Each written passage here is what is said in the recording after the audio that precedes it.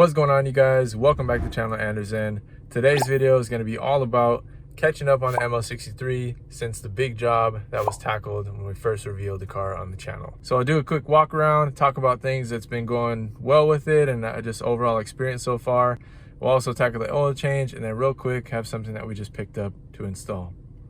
All right, here it is. Shout out to Best Deal 1020 on eBay. Hooked it up with the solid price on the factory push start button. So yeah, because this car has keyless go, it should have came with this, but mine was nowhere to be found. So I figured might as well get it and try it out. I've never had a car with push start, so cool to have. So it's about the least complicated install you could ever have. You can see how it lines up, obviously. Go ahead, pop it in. Press it once and your accessories will come on. And then if you want to start the car, foot on the brake. And there we go. We officially have a push button start vehicle. Interesting. I've never had one. It is kind of nice, actually. I didn't think I would want it or think that it would be necessary, but it's nice not having to grab your key fob out of your pocket, especially when it's like cold weather, you're just trying to get in and go. So I'm kind of a fan, low-key. It's officially past its break-in period after the whole head bolt, cam lifter, and cam adjuster plate job. So let's go ahead, head over to the garage, and I'll catch up with you guys there with our oil change. What's going on, you guys? Welcome back. We're now doing the oil change on the Ml63. It's finally past the break-in period fully. It went a little bit over, actually, but time to change oil, so let's go ahead and get it done. First off, I'm gonna be running Redline fluids this time around. This is a 10W40.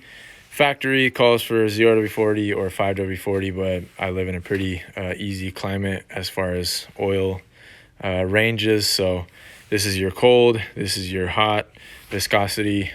So yeah, 10 isn't gonna do anything bad for me in my climate, but if you're in really extreme cold, then you probably wanna stick with the 0 or the 5. But yeah, I've run, last time we ran 15 W40, and yeah, it's totally fine up here. Hunks filter, this is basically OEM replacement. Interesting enough, the last oil change I did on this car when I first got it, I used the factory Mercedes filter because I just had to snag one, and it didn't include the white like silicone O-ring. It has a black one. These ones are much more pliable and a little nicer though, so cool to have that. Good night. So anyways, besides that, I also have a little copper O-ring kit that I picked up recently just for the various sizes that I run into on the different cars that I have. I'll show you guys which size I use for both the oil cooler, which is, you'll see it right down here in a second, or right there actually, and then the actual oil drain pan. So yeah, besides that, just use, I think it's like 1 inch and a something if you want to use a socket on this.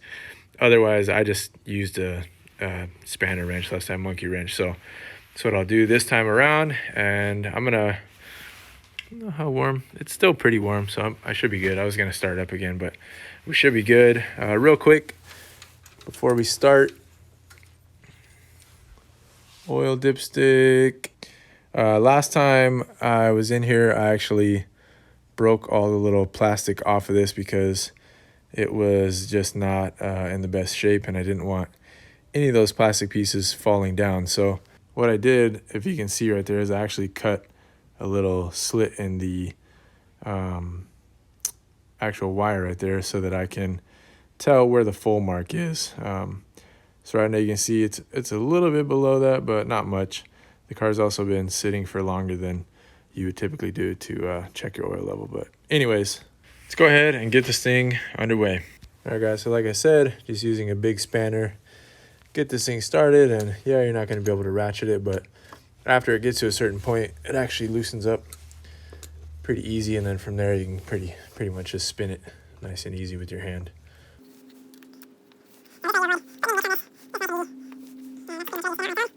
We'll let that thing kind of drain out and do its thing. I think most of it's already drained because it's been sitting, but this will also help the oil flow down faster with that air gap coming through. So go ahead and leave that undone. All right, moving on to the other side. My car doesn't have many of the retaining clips left over. Actually, you can see like a lot of these are kind of broken, and like this one's not even all the way in. So I think it only has 4 if I remember, but I think from factory it should have like 6 or 8. So I'm gonna get those undone and get this thing off here. I think they're maybe 10 millimeters. All right, guys, just having another look underneath. I did find a little bit of wetness on this side, but it was pretty like gunky and seemed like older residue of some oil leaking down. I'm pretty sure it was left over after we did the whole cam adjuster and cam lifters and all that stuff, the head bolts. Having the valve covers off, it was basically sitting here leaking what oil was sitting in the heads for like 2-3 weeks. So I just wiped all of it down, and I'll keep an eye on it to see if it starts up again. But yeah, overall pretty dry down here. This car, like I said, it was in Vancouver, Canada, so it did see quite a lot of salt on the roads, and you can tell, I mean, lots of little pieces in here are corroded, but nothing like structural or anything. All the arms are good and everything looks pretty good. But I do plan on making a video just going through the whole underside of the car and putting on some rust converter and some couple different products I could use, some fluid film or some sealant wax. 3M makes a pretty good product, so something I definitely want to do just to be sure that I'm eliminating the chance of that corrosion from continuing to grow.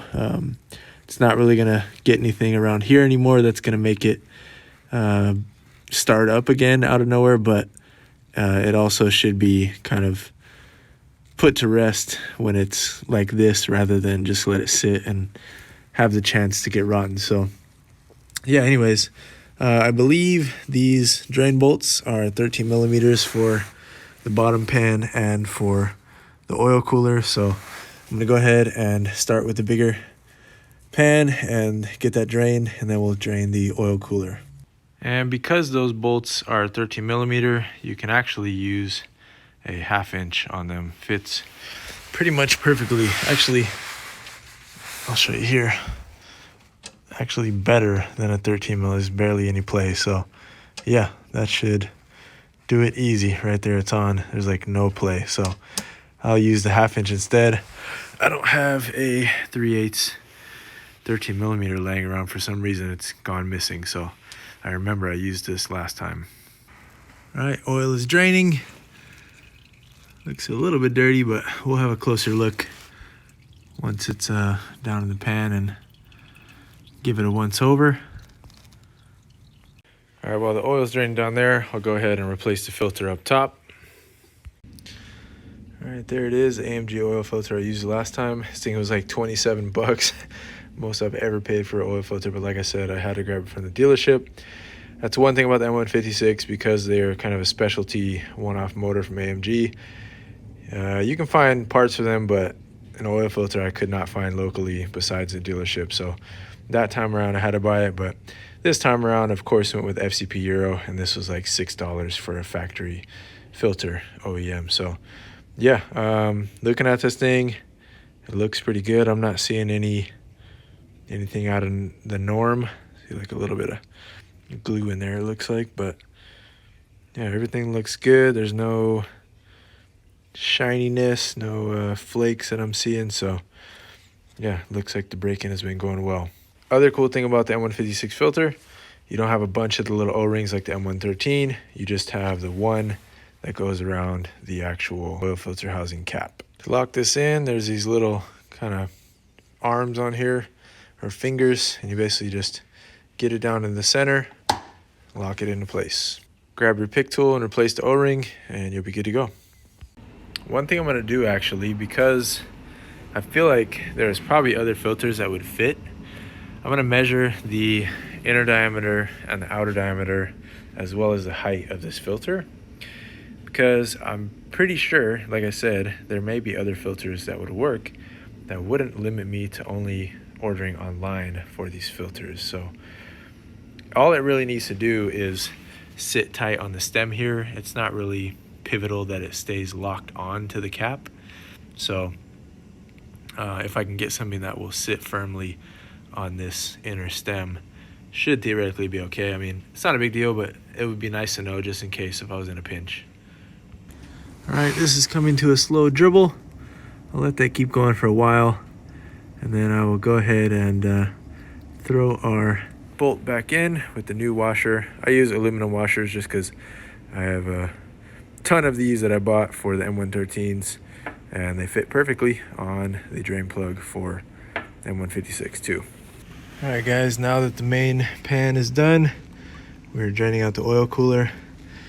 Interesting enough, on like the AMG private lounge and things like that, they don't actually recommend draining the oil cooler. I'm not sure exactly why. Maybe just to reduce the risk of somebody, you know, stripping one of these out, knock on wood, but I'm not entirely sure why. It does hold about a quart, a little over a quart, and I mean, in my mind, it's a good thing to drain, but I don't know necessarily why that is. So somebody does know if it's just a service thing or if it's just, I don't know, let me know why they don't recommend draining the oil cooler. The oil still looks good though. I can see it draining right now. It's very clear still. This is a Rotella T6 that was in here right now that we used for the break-in period.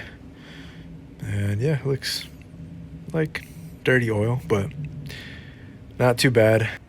All right, and because these are all mixed up, I don't know what size this is actually, but fits perfect. So this is good to go once this stops draining, and it takes quite a while. Last time I let this thing drain for like probably 10-15 minutes and it was still going. So I'll let this go for another 5 minutes or so, and then I'll go ahead and tighten it up. All right, I'm convinced if you let that oil cooler drain forever, I think it would just keep draining. So I let it go for another 5 minutes or so, and then I just capped it off. Let's go ahead and take a look at what we got here.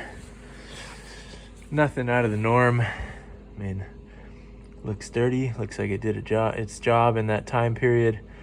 I could wand through it, I guess, with our magnet, but I don't really think we're gonna find anything special.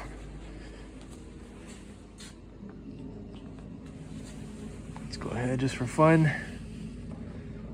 Keep in mind this pan is used for all of the cars and vehicles, so it's got some other residue laying in it, but yeah, nothing interesting. So that's very good. Rotella did its job during that break-in period, and we did a hefty amount of lubrication on the cams and everything, so like break-in lubrication. So I wasn't too concerned that I was gonna find anything in here really. So yeah, it's good to just put the fresh stuff in though and have peace of mind. Moving on to our regular service intervals from this point on.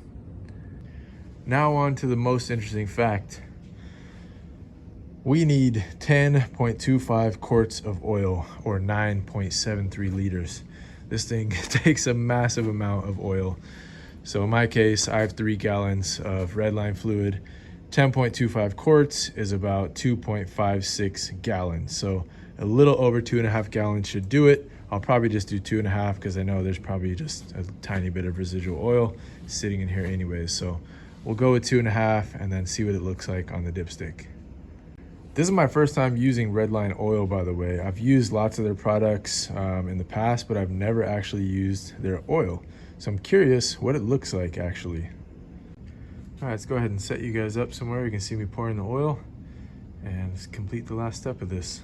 All right, before we start this, it's always good to shake up your oil, get all of the contents in it to be evenly mixed. Good thing about Redline, has very high zinc content, which you want for this style engine.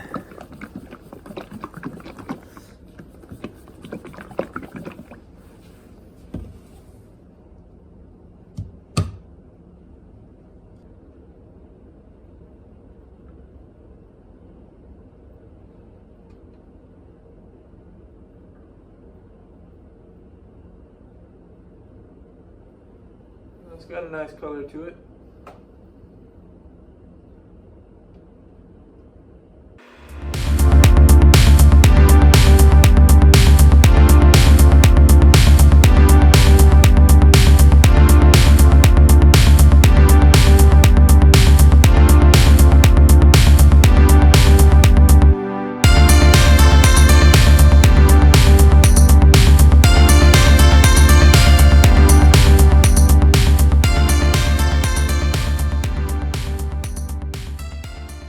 Guys, I'm on to the last half quart that's needed, and these Redline bottles are a little bit tricky because they have no markings for like half or quarter or anything like that. So what I did is I just poured out into one of the other empty ones.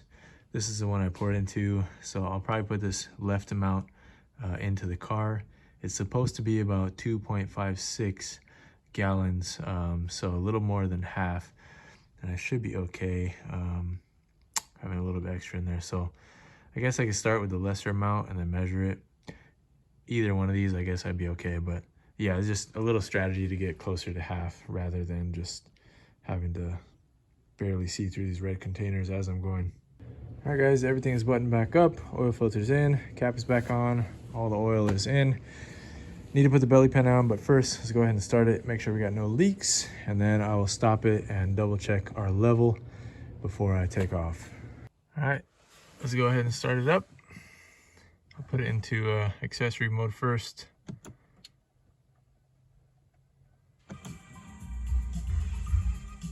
Get it primed. And foot on the brake.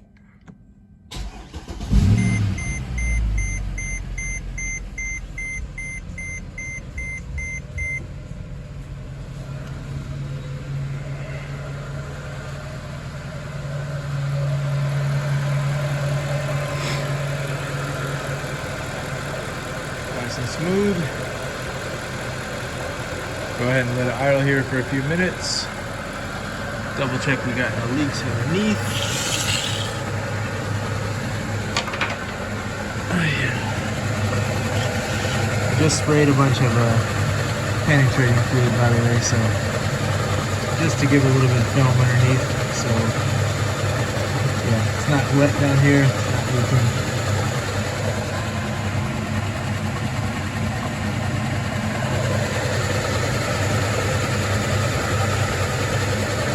All right, everything is buttoned up. Belly pan is back on. It's always my least favorite part of the job is putting the belly pan back on.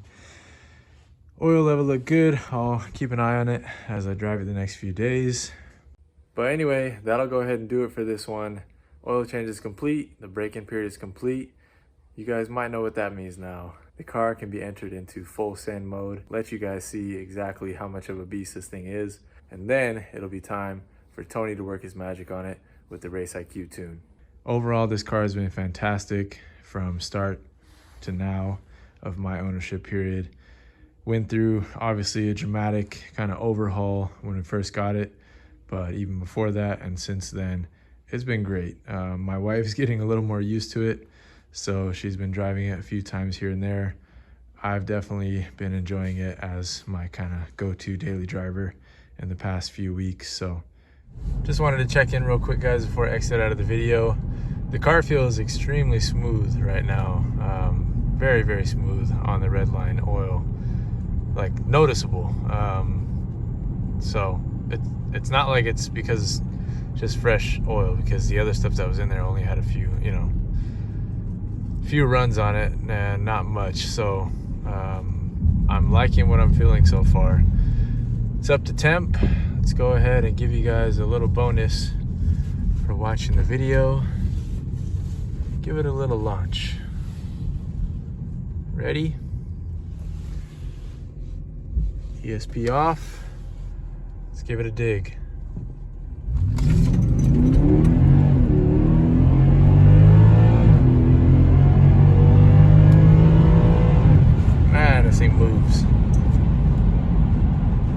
So as you guys can tell there, thing can definitely get out of its own way. Being as heavy as it is and all that stuff, it can move very well. Very happy to have got that done and be out of the kind of break-in period area, so we should be good to just have fun and treat it properly going forward.